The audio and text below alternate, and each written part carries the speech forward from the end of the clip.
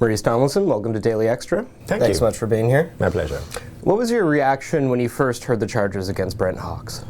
I was shocked. I do not associate Brent Hawkes with that kind of behavior. I find him to be someone of extreme integrity, and so I was very surprised to hear that these charges were laid. But I was also surprised that this 40-year-old charge was being laid now. I mean, your Gross Indecency Act is no longer enforced, so why would you resurrect such an old law to charge someone? I just couldn't believe it. And you've just come back from Jamaica, where you're fighting the homophobic laws over there. Could you tell me a little bit about the similarities between Canada's gross indecency law and some of these laws that are currently enforced in Jamaica? Well, like all British Commonwealth countries, we inherited the anti-sodomy law from Britain, and it used to have 3 sections: one criminalizing any form of anal intercourse, another criminalizing any form of intimacy between men, called gross indecency. And that is what Brent is charged on, and that's what we currently have on our books, and that's what I'm fighting. In Jamaica, it is illegal for 2 men to be kissing in the privacy of their bedrooms. That's considered gross indecency, and you could be sentenced to up to 7 years in prison. Now, we have gone further in Jamaica, unfortunately. In 2011, we passed new regulations which now make it mandatory for, if you are convicted under these laws, to be registered as a sex offender. You must carry a pass, and if you're without this pass, you can be fined $1 million and sent to prison for 12 months. So in the case of Brent, the charges would be only related to gross indecency. In our case, we'd be gross indecency plus registration as sex offender and all the attendant liabilities that come with that.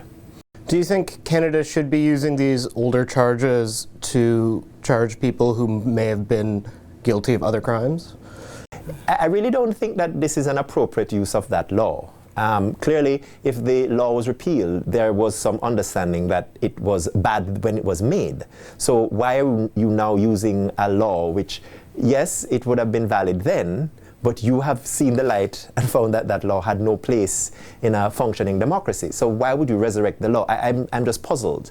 The law clearly has no place under the new charter, for example.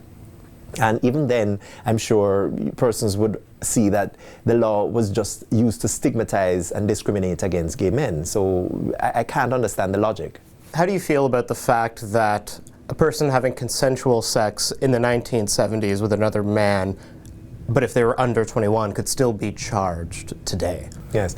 As I said, I find the whole thing bizarre, because clearly if you repeal the law, you were saying that the law was bad when it was originally passed.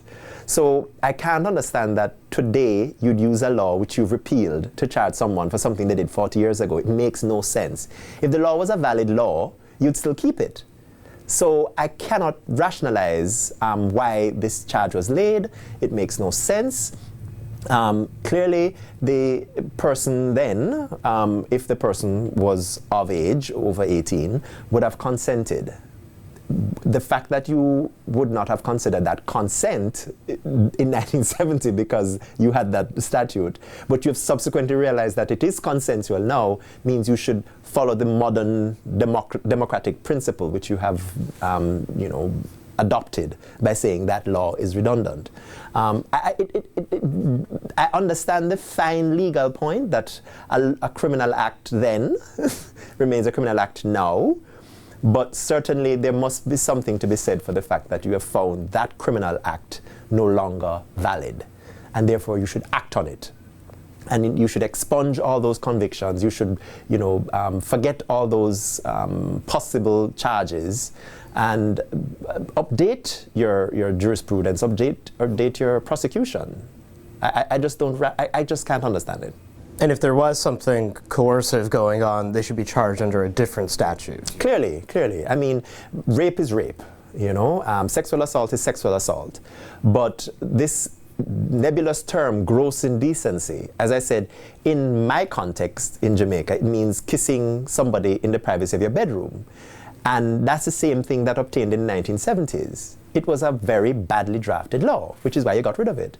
But if it was rape, if it was non-consensual, in other words, the person did not consent, whether they were 20 or whatever, 50, if they never consented, then clearly the charges are valid. But I don't see that on the facts that we have so far as being the case. And I can only comment on the information that I have. Maurice Tomlinson, thank you so much. My pleasure.